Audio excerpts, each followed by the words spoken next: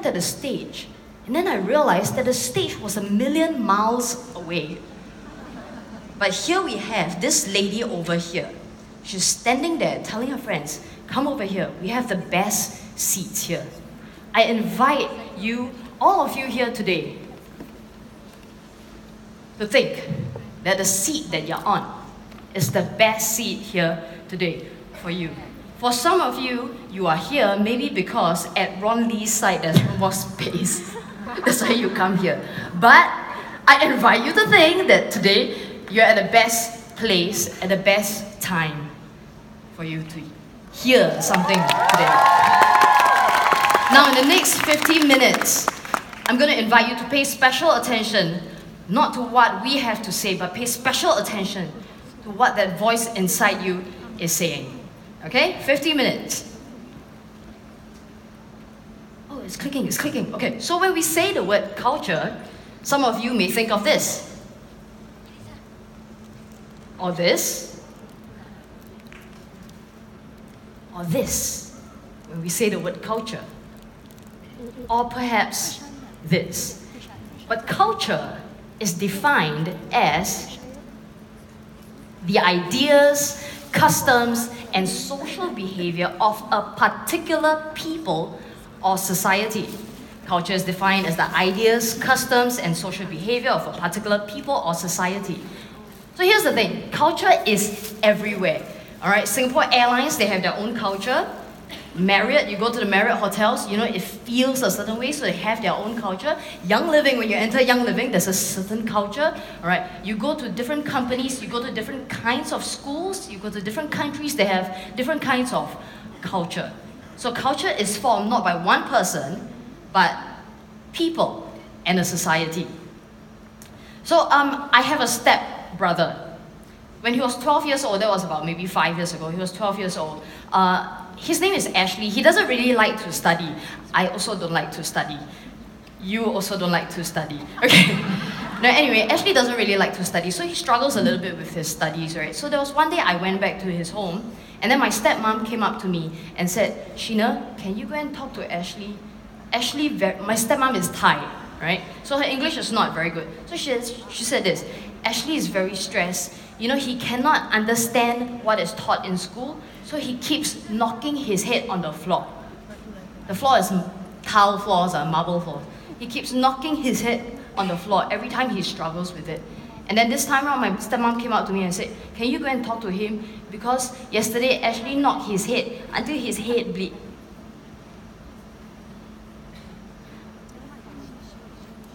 He was stressed because of the culture that we were living in.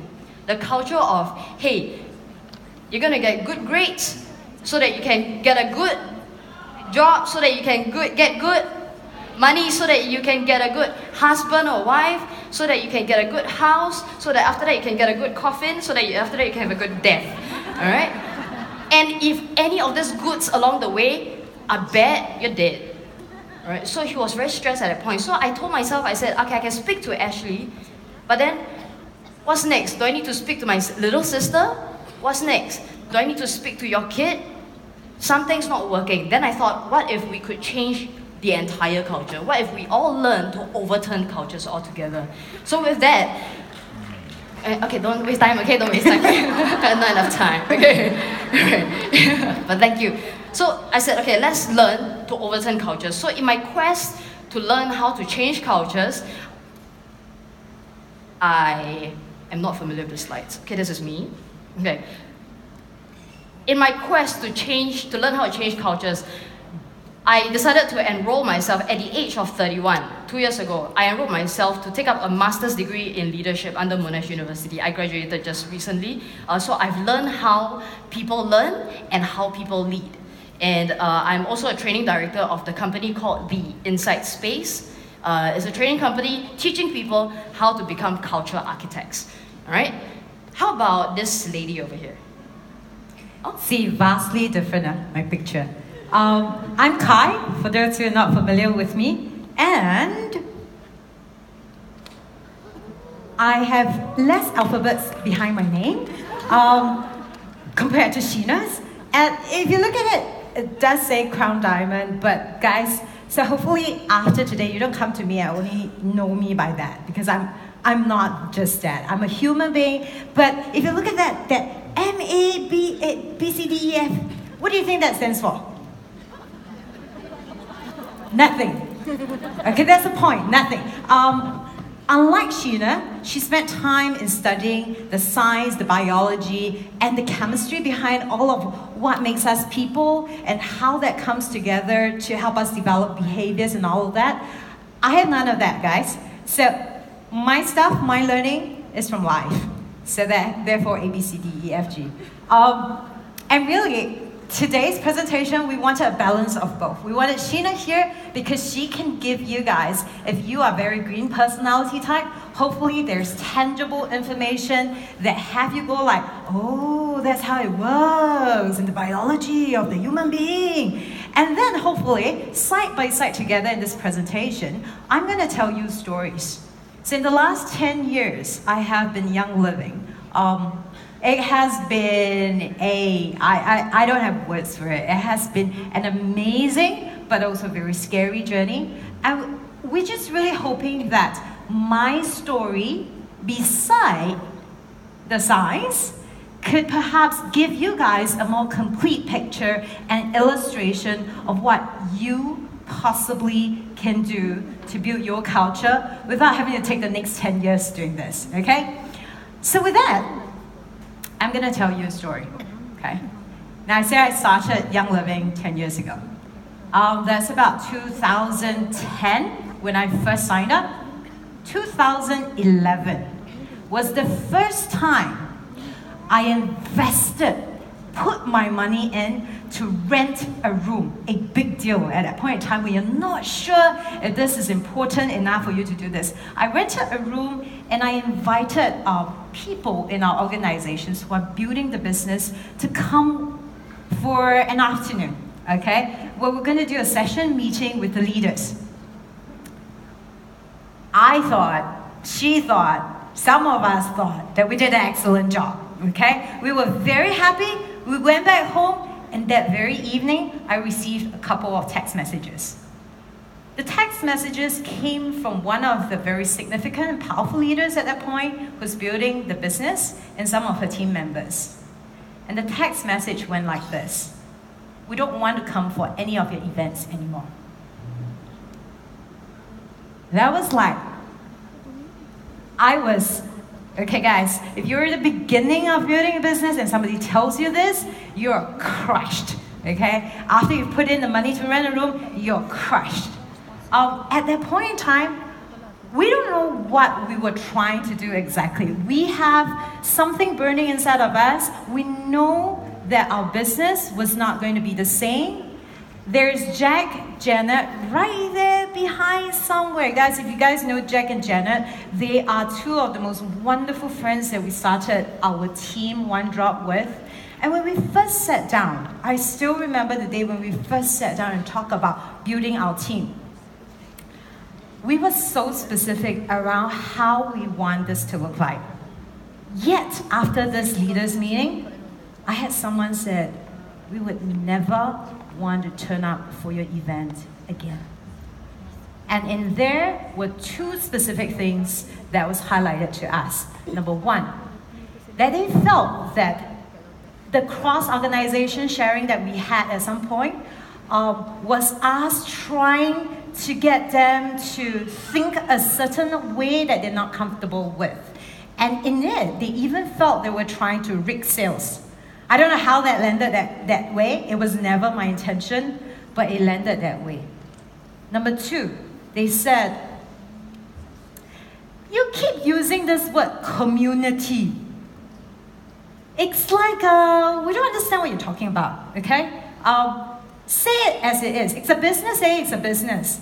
It's kind of too fluffy, you know, to call that you're building a community. And so the thing that they weren't comfortable with was they felt that we're not treating the business like a business. So at the time we were shaken, and I cannot say that we got out of it immediately.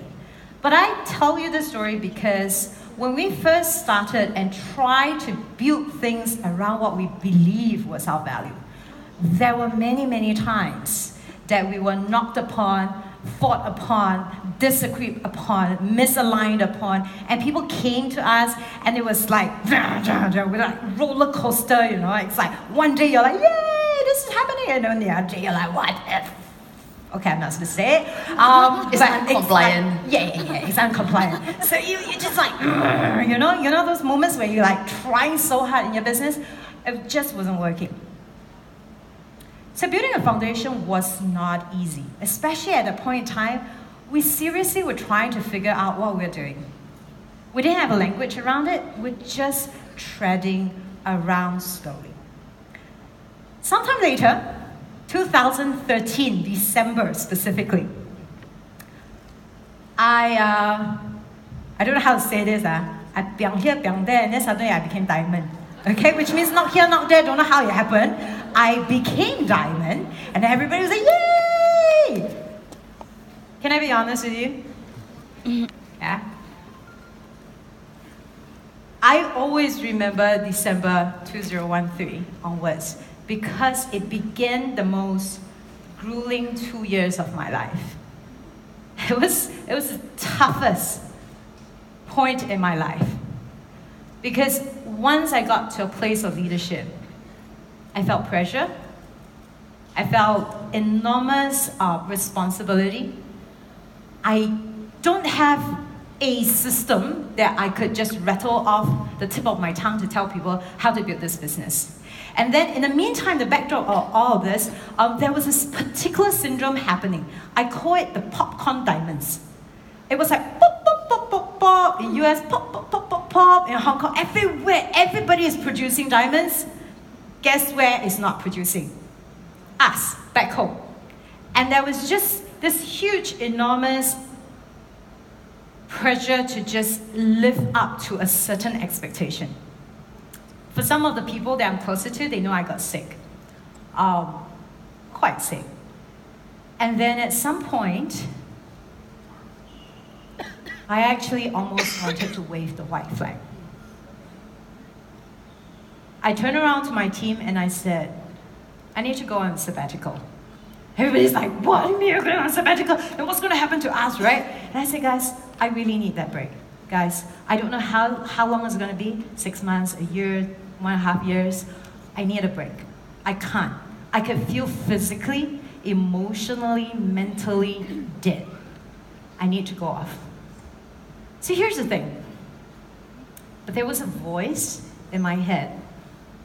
There was just something not right after I said I wanted to go on a sabbatical.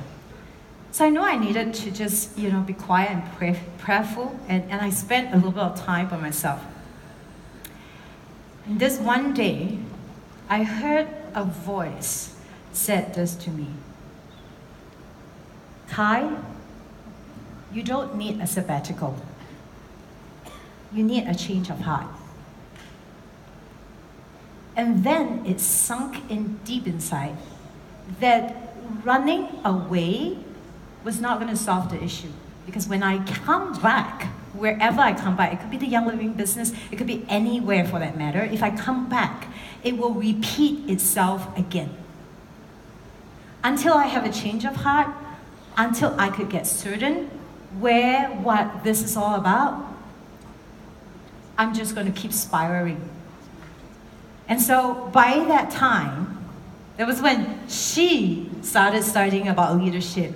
And then we began to have conversations and words and vocab around what this is all about. And then we realized that all this while, we have been trying to do this one thing, which is called culture building. And you see, the thing about culture is most of the people cannot really recognize culture. They say that it is a feeling, right? You enter somewhere, or you speak to a group of people and you go, I'm not sure, this group feels different.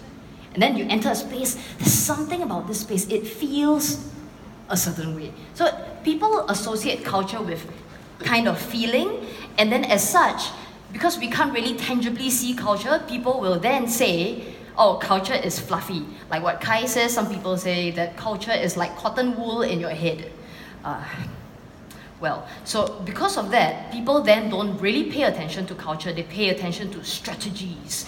Give me the right way to do things, give me the A to the Z out of it. But culture is so important that even the most successful, influential companies and organizations in the world, their priority is to focus on culture. For example, how many of you have been to Disneyland? Raise your hands. Yes, okay, thank you, put our hands. So Disneyland, I love Disneyland for one thing. You know, they give, no, actually they don't give, you have to buy. All right? You have to buy lanyards. This Disney lanyards that you're wearing right now, lanyards, right? And this is not Disney lanyards. This is Young Living. This is, yeah, okay. So you get to buy Disney lanyards, and then you get to go to the different booths to buy more pins, you know, the collectibles, there's Donald Duck, Mickey Mouse and all. You can collect whatever you want, and then you can go and trade with people. You can go and trade with the staff members and go, hey, I like that one, let me take, right? And then, so it's very interesting. Now, this particular staff member, there was one day she was going, doing her work and stuff, and she was walking down Disney, Magic Kingdom, the main street, they called it. She was walking along, and then suddenly she noticed, what's this? And then she realized that she found a lanyard.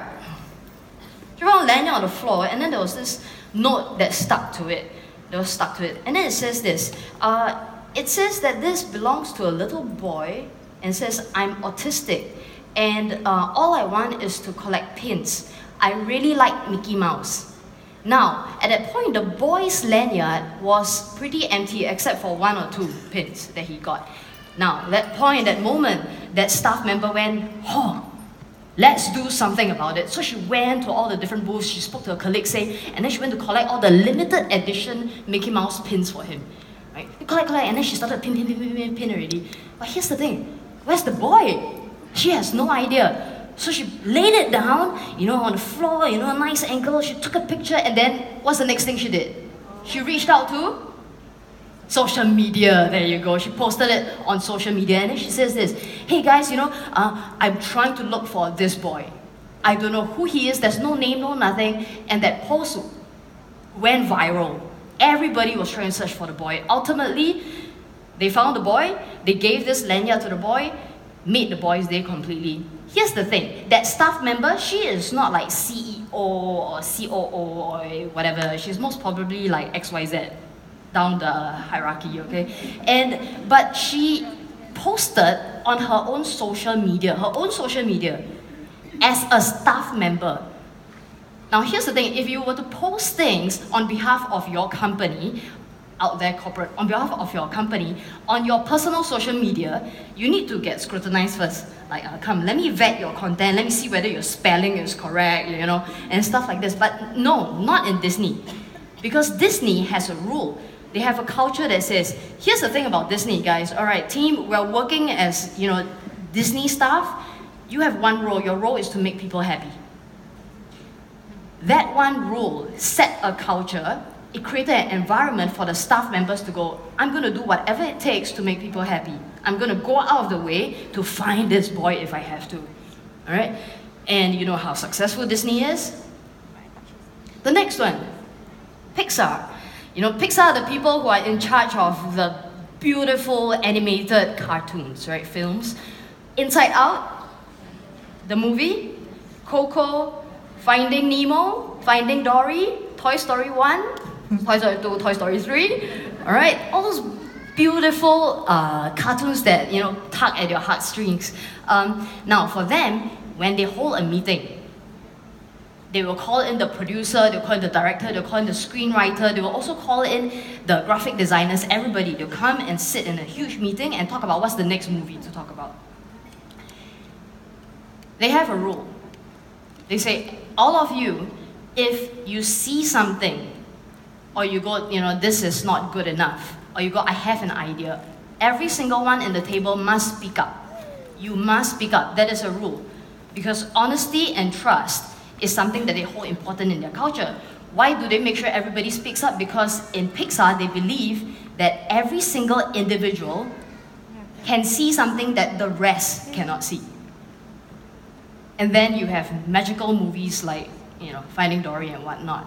Right? So Pixar, Disney, all legitimate organizations that's already working. Simon Sinek, many of you have read his book, Leaders Eat Last.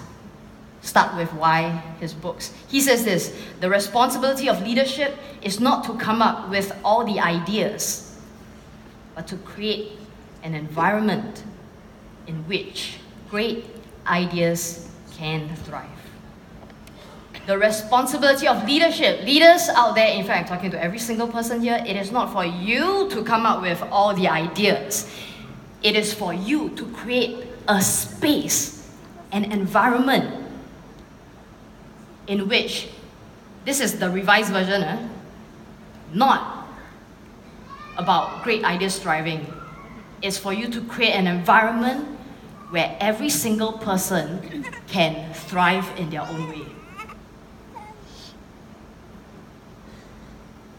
So let's talk about this. Before we talk about creating a culture, creating an environment where every single person can be a certain way, we need to look at the individuals, the different individuals in the team first. So we're going to talk about how human beings work, right? Okay, so people usually should continue to stay in an organization if they're happy, right? Hopefully. Hopefully, okay. But some people stay for pain. Okay, so generally, as human beings, we would want to hang around if we're happy, but there are different kinds of happy. So there are going to be 4 hormones that we're going to run through very briefly, okay, because there are some hormones that make you happy and have you stay, some hormones that make you happy and it doesn't keep you. So the first one, dopamine. Dopamine. The first part of the word sounds like dope. Dope is a drug, all right? Addiction. Dopamine, however, is a goal-achieving chemical. Goal-achieving chemical, dopamine happens, right, when you get small little wins. Right, small little wins. So for example, you take a nice selfie of yourself, and then you post on Facebook, and then 5 minutes later you go and check on it, and then you go, yes, 23 likes. I got 45. Then you went to check hers, you go, oh, got 45. Then, okay, never mind, it's okay. I will come back and check again later. So 30 seconds later, you come back and check again. All right, and then you go, yes, I got 46. I got 100. Okay, but anyway, the more likes you have, the more dopamine happens. So Kai, perhaps you can talk about how this shows up in Young Living. So we're going to illustrate it with some things that hopefully you can see it clearer. One of the things, guys, that we're receiving all the time, PV promotion. You guys, that is dopamine. So everyone's waiting towards the end of the month to find out. Next month, right? And then next month when the PV promotion shows up, sometimes it's like, yes! Wow! 250 PV, I get X, Y, Z, and then you're super excited. And then some days, you look at it and then what do? You write email to Young Living office because you complain about why the PV promotion sucks this month. Okay? So guys, it is very short. It's like we're constantly competing. Like the likes just now, 40, I must have 45. If you have 100, I must have 1,000,000 likes. So it's very competitive. But PV promotion, guys, it's true.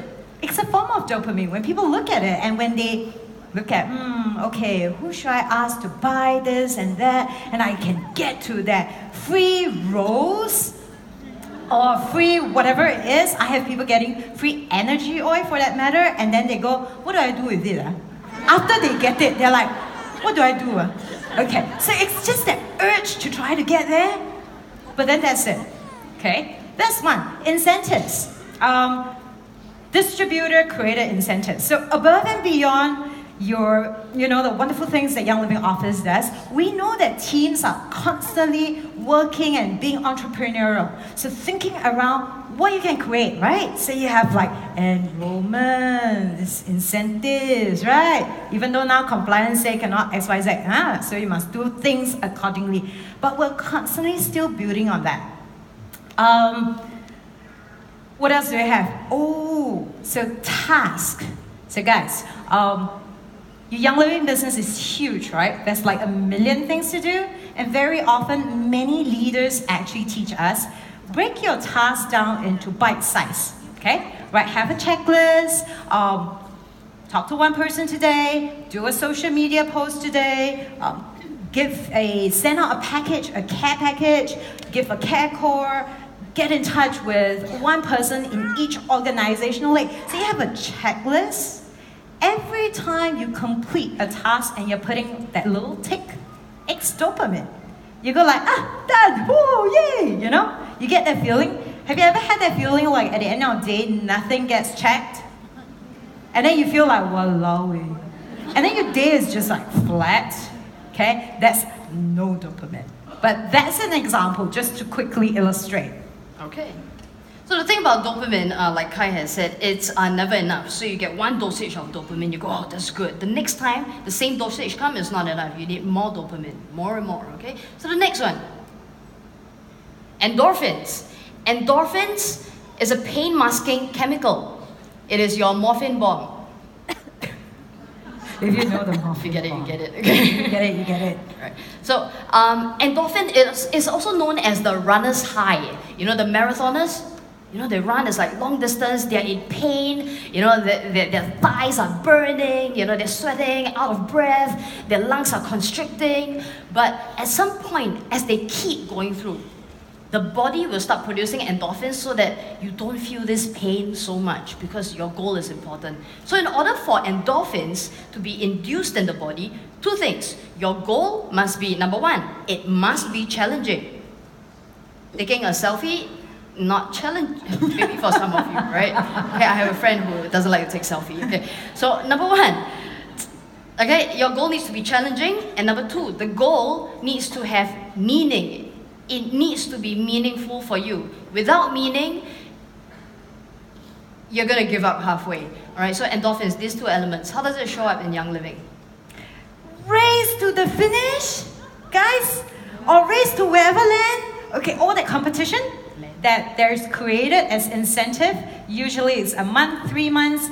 Those, for people who treasure trips, who treasure the rewards, they will go through that pain, okay? Like, I must do it. I'm just going to get out of bed. I'm going to enroll. I'm going to do this. You know, I'm going to walk through the night to get to that destination, okay? So incentive trips or reward trips like this,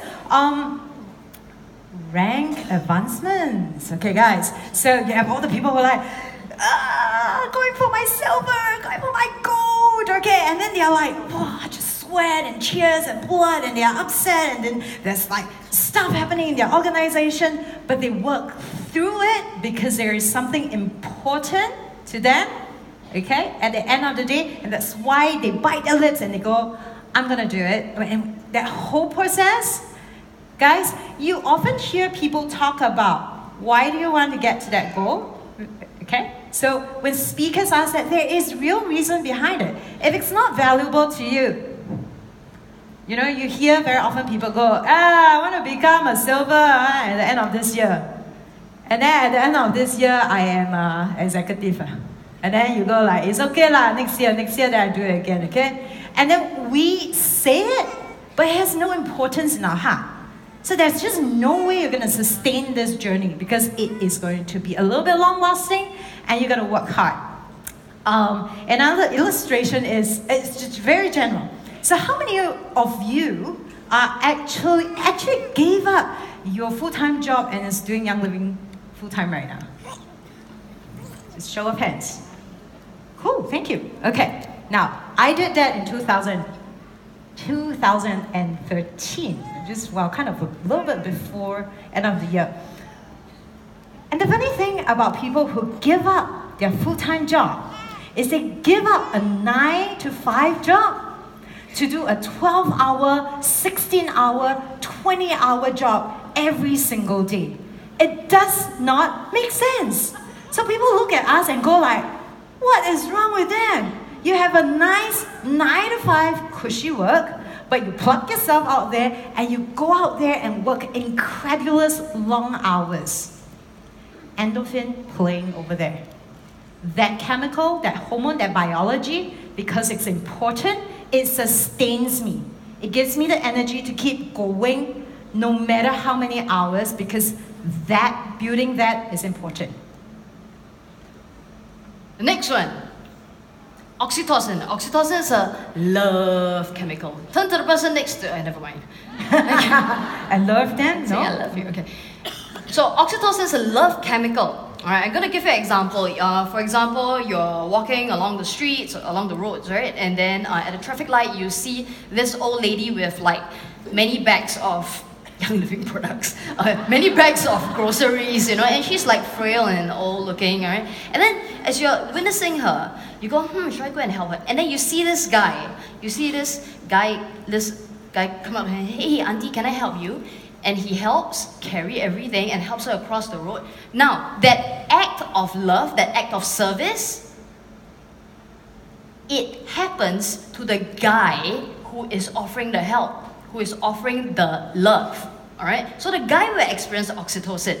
Like, I feel like I can give, I feel love. The other person who is experiencing oxytocin is also the old lady. There's a third person who experiences a spike in oxytocin.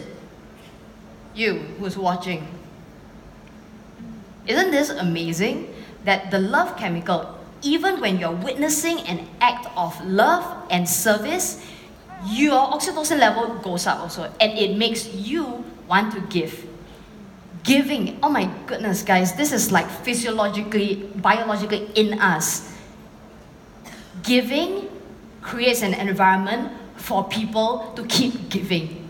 This is not even fluff, We are actually made this way. Okay? So, sorry. I actually love this hormone a lot. So yes, your turn. I'm sorry. Love her. So I'm going to illustrate it a little bit in terms of what we do in our team. We give a lot of love. So sometimes you see our team members going around ridiculously hugging each other and crying for no rhyme, no reason. That's because the love hormone is working. But really, what we try to do to create this environment is getting people together, not simply for business reasons. So your social gathering, your opportunities to just hang out with, say, one of your downlines, your members, one-on-one, the conversations to really understand what's bothering them. And I don't mean conversations, what's bothering you, that's why you don't want to build a business, okay? Your conversation is in finding out what's going on for this person. Your conversation is around caring for this person. Seeing what they're struggling with, seeing what they really want in their life, that authentic caring is amazing even though you're doing one-on-one. And by the way, oxytocin happens on a face-to-face basis. So for those of you who are very media savvy, it does not happen in such a huge amount over social media, over webinars. It's a human chemistry. You gotta kind of catch up with people. Whether it's, again, like I said, one-on-one, we set up appreciation dinner every year end because we go like, we gotta bring people together, okay? Find an opportunity to say thank you. And it's hard for us at one stage. At one stage it was easy because we were small, so it was very easy to send out invitation and go like, hey, people come for this makan session. At the end of the year, we're just gonna celebrate Christmas, but celebrate just this Thanksgiving, that people have been around. And people came. People came whether they are customers, whether they are on standard orders, it does not matter. There are people who have been there with us. And then one stage, we grew quite big, and we go, wow, the budget, a bit stressed to try to invite and feed every single person. So we came up with a different idea and said, end of the year, we're going to do a Christmas carnival. So we set up something some of you might have attended in Singapore. It's called Joy. It was an event in line. It was just Christmas carnival. There's going to be shopping. There's going to be classes. It's just opportunity for people to give. We were also supporting nonprofit organizations, so the ticket entrance goes to a nonprofit. So people were just coming in and just hanging around, being with people. That social space around that to breed, around community and relations to really just flourish. Yeah. Okay. All right, turn to the person to your left and right and say something good about that person. Okay, very quickly. Okay, like for example, hey, it's good to be sitting next to you. Or if you know this person, it could be, you know what, you are a very loving woman. Okay, so say something nice. Come on, you don't need. Produce some oxytocin, please.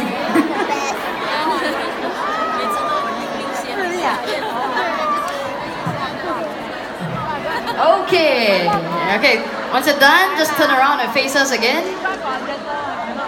Okay. Okay, okay, the next one. The next one. We actually went through this with our teams before, you know, so I was asking them, okay, so the first one is dopamine, second one is endorphin, what's the next one? And they go peppermint. And spearmint, maybe? Spearmint, yeah. Okay. Anyway, the last one over here, serotonin. Serotonin is a leadership chemical. What does it mean? When you lead that time, okay, when you're up front, you've done many things for your people, all right, you have created leaders in your own right as well, and then your people start recognizing you for who you are. I'm going to get Kai to explain a bit more. So last night, serotonin for me was very high, okay? And I want to expand on it a little bit. So I get to go on stage. But that was not, I mean, I'm sure for anyone getting on stage, there is a serotonin high. But I think it was more than that. So when I got up there, it was the fact that I could see my team, the faces that mattered. But also when I was standing on stage, there were several different country managers, Karen, there was Tyler, there were just this row of people. And they weren't just country managers to me. A lot of them are friends. And when I get to go out there and see them, they have been in this journey with me for so long. They were celebrating me, but I was celebrating them because I know the shit that they have gone through. They know the shit I have gone through. And it was just this mutual, like, celebration of like, oh my goodness, we did this. It wasn't I did this. It was like we did this. We created something together. So it was a high because it was way beyond the rank, guys. It was the fact that we saw each other as people above and beyond what this whole celebration was about. And that, my serotonin was shooting through the roof, okay? But other places that you're gonna obviously have serotonin is your usual recognition. In our team, we try to create spaces where people can serve. It's one thing to step up and serve by yourself. And very often it's the easiest to do that. I'm a control freak, okay? You can't tell, but I'm a control freak. But the truth is I can't tell, I'm sorry. I gave you the remote control. Well, but the thing is, how do you create the space for your team members to also contribute? And it's not a black and white thing. I can illustrate some examples. So we used to have different Facebook groups, and we invited our leaders to kind of jump in to manage it. And even in that, we have to let go of certain control, and we have to learn to trust them and go like, you guys manage it, you guys decide what you want to do with it. And every time something happens, we find opportunities to lift them up, to speak life into them, to acknowledge them in front of our team. So on an educational basis, we have groups where we invite people, and you don't have to just be leaders. We want even like fresh out of the oven, just tried the oils, you know, maybe for 1 week. We ask them to share. Because every time somebody steps up to share their story, their experiences, there is a place of significance. They matter. And you want them to matter authentically, okay? So like that is going to have people feel like, I belong here. I'm part of this. So now let's pull the 4. Okay, we put the 4 into one slide, and this is what you have. Me on stage, okay. So this is what you have. Dopamine, endorphin, Simon Sinek calls them selfish chemicals. Oxytocin, serotonin, he also calls them selfless chemicals. Okay, I'm gonna give a revised version, okay. For me, dopamine and endorphins are accomplishment-centered chemicals, accomplishment. Serotonin and oxytocin, they are fulfillment chemicals. You want to change culture? Let's first talk about the prevalent culture that we have in our world. It's okay, you can go back to the slides, guys. Yeah, I think they need to see this. Thanks. The world that we're in right now, many things that we have around us are designed to increase dopamine and endorphins. Go out there, look at a sale. They say this, hey, buy 3, get 1 free. Don't buy 2, like get 1 more. Get 1 more, then you get it already, then the dopamine shoots up. Right? Okay? And then sign up as an intercontinental ambassador, and then these are the things that you get. Alright? It increases, it keeps having you, it keeps putting you in a space where you go, come on, give me more dopamine, I want to feel good about myself, give me more endorphins, you know, I like that kind of feeling. Accomplishment is accomplishment focus. And what's going to happen is this, you realize that it starts breeding an environment of competition, because you're going like, wow, you got 46 likes. Let me compete with you, I want to compete. You get an environment of competition, of scarcity, of greed, and then it starts pulling us into this whole whirlwind of stress, anxiety, panic, despair. Then it leads to your depression, it increases the suicide rates. And we wonder why. Because a lot of the things that we are doing, that we are intentionally engineering in the world, is heavily weighted on the selfish chemicals. Now, the accomplishment chemicals. But here's the thing, they're still important. So it's not about getting rid of it completely. It's about creating and engineering more processes, or like your strategies. Engineer it such that you can have a lot more oxytocin and serotonin being created for people. Okay?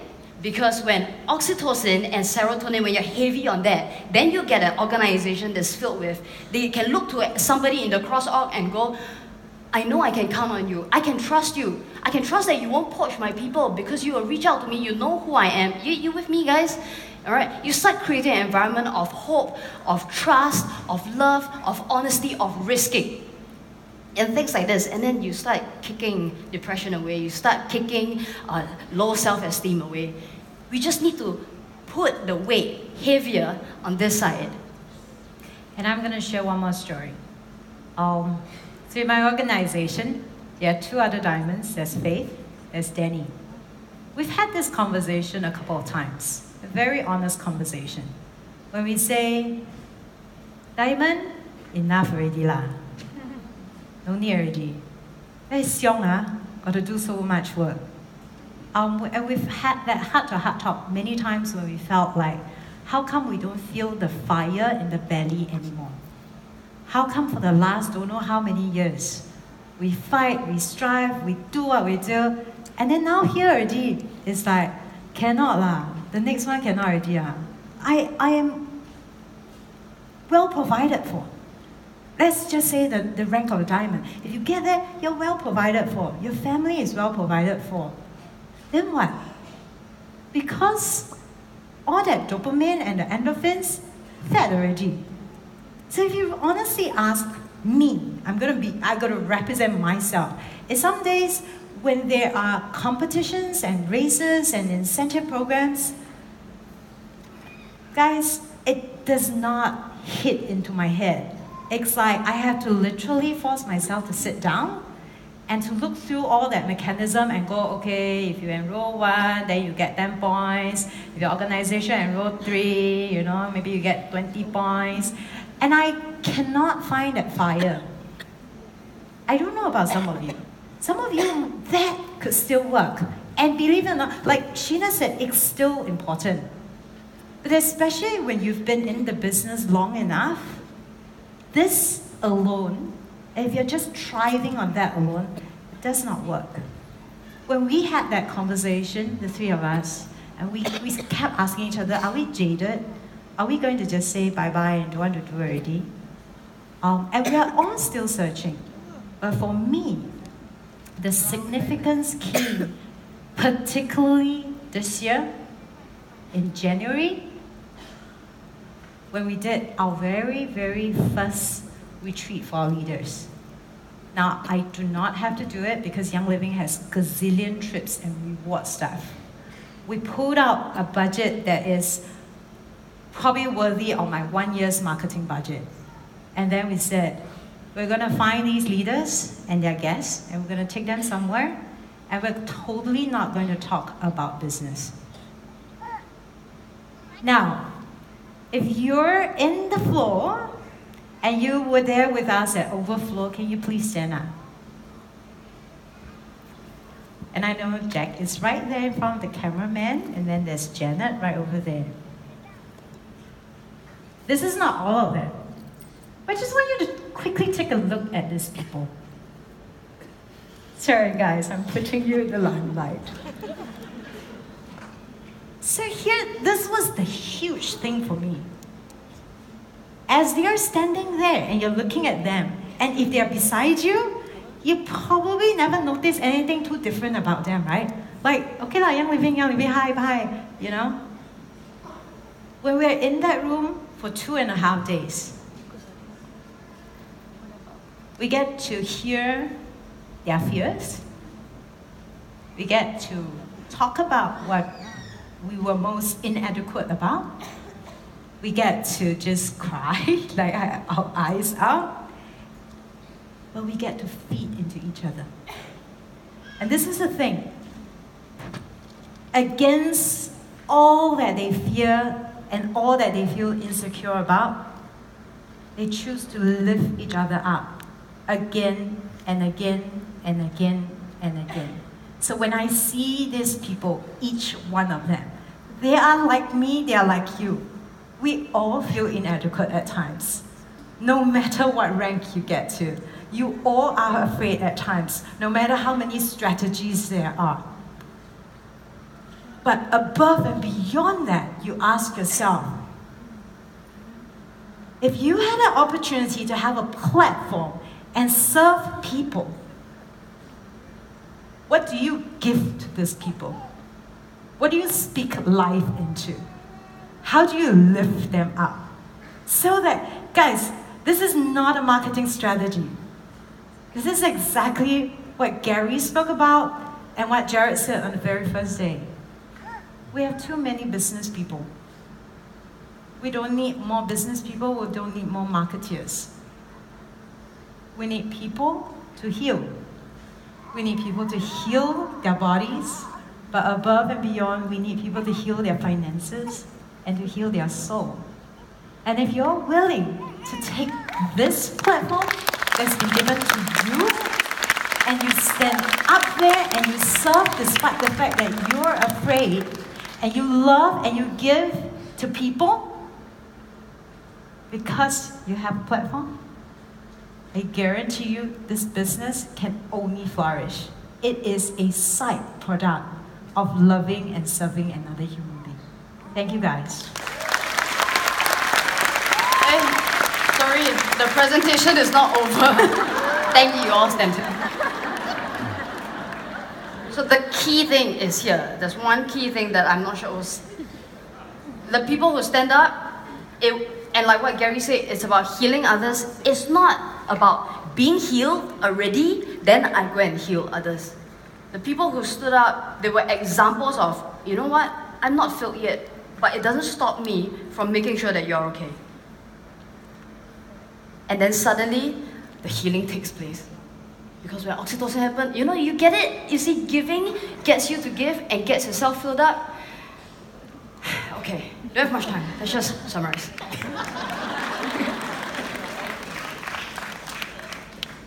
So building a team culture, I mean, we said a lot of things. Maybe to you right now, it's like, wow, there's a lot of stories. Wow, so what tangible takeaways do I really want to go with? So we got one last slide. You can wait until the end to take a picture, okay? There's 4 parts to it. So we want you to kind of really keep this in mind as you go out there and begin to build the culture for your team intentionally. The first thing that you need to really deal with Is to have a heart. Sorry. okay, is to start with the smallest unit in a team, which is the individual. And in this case, it's you. It's you, it's you, it's you, it's you. Okay? When you have speakers, you're attending conferences and speakers constantly tell you, spend time, invest in yourself, go take time and learn about yourself. They are not telling you to just go learn strategies, because if you don't figure out who you are, if you don't figure out your values, what's most important to you, and why you do what you do, then you're kind of going to take that 10 years that I took, you're going to go, oh, this is what I'm going to be, boom. Struggle, struggle, struggle. And then, I'm going to this is, I think, what I'm about. Struggle, struggle, struggle. Okay, guys, put the investment up front. Give to yourself. Take the money and say, every year, this is the money that I'm investing in myself so that I grow me, so that I can serve another human being. And then, when you're very clear, well, actually, that's never going to be very clear. Okay, I'm just going to give you a forewarning. Learning about who you are, discovering who you are is going to be a continuous process. But as you get clearer and clearer, this is where you begin to show up in the world and live authentically as that. So if you say that you're about empowerment, so guys, I hear people say, I'm about empowerment. Then they sit in the audience and they're like, I'm about love. I see another human being and what you want to do is get clear of this and show up in life that way. You want to take into actions, and it's scary. You got to take 1,000,000 small little actions every single day, and then this becomes real, and people can see this is you. Now, it's not about, okay, I stand for courage, I am about courage, and then after that, you go and take risks all the time. It is not about you. Remember, as a leader, it's about creating an environment. So it's not just, hey guys, I'm constantly on stage, I'm talking, but your team still don't feel courageous. So it's think about, okay, how can I create a space? So for example, it could be, you know what guys, it's okay to make mistakes. Try again. You know what, just now you made a mistake, here's what you could learn. Try again. So you're creating an environment where they can learn to step up, to be courageous, generous, and whatever you're standing for. Okay, so you need to be intentional in the environment that you're creating for them. Okay? And then as such, you're going to start attracting people. When you start learning to create spaces and environments, you're going to start attracting people closer to you. Why? Because we are physiologically made this way. Psychology has shown time and time again that human beings are social animals. We don't have the hide of an elephant. We don't have thick skin. Some of you do. We don't have thick skin. We don't have the fangs of a tiger to protect ourselves. We were made to stick with one another. And when that environment is created, when we human beings learn to create an environment that we can come together, that's when your ranks will automatically come in. And then the cycle begins again. And can I just add one more thing? This is completely counterintuitive, guys. Completely counterintuitive. The rest of the world is always going to tell you to spend time in incentivizing. Okay? And incentivizing will give you the fastest result. And we're not saying, again, remember, here's what we're saying. It is not the only way. You want to build a sustainable culture. You want your people to stick around and do this, not because they just want money, but because they want to stick around. Then you've got to look at the other side of the equation and go, what am I going to do about this? How am I? And it's scary. I bet you it's scary. Because right now, each one of you is going like, shit, I need to go and love the people. Cannot just talk compensation plan. You need to love. And when you love, you're going to get hurt. You're going to get hurt. Just like any time when you fall in love. But there's only the good things that's going to come out of it. Okay, for those of you who don't believe that strategy should come later and culture should come first, listen to somebody else. Peter Drucker says this: culture eats strategies for breakfast. Thank you, bye. Thank you very much, guys.